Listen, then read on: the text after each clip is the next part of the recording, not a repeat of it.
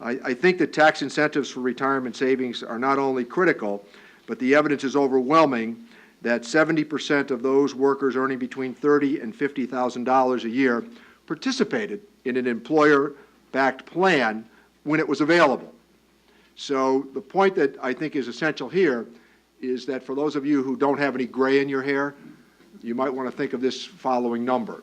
Half the people that get up and go to work every single day in America are not in a pension plan. Half.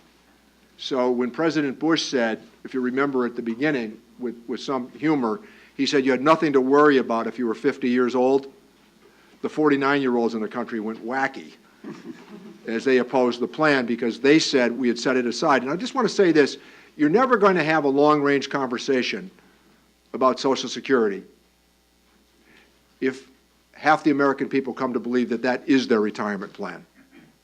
That's the reality of it. So I think using this enhancement, or again, back to the metaphor of the three-legged stool, is very important. So one of my priorities in this current discussion has been to protect the current tax incentives for retirement savings, and if anything, try to improve them. That being said, I don't think the current system is perfect, and I know that we need to focus more on getting low and middle income workers into retirement savings. Frequently, the people that visit my office will come by and they'll talk about the notion of retirement savings, but I draw them into the challenge all the time.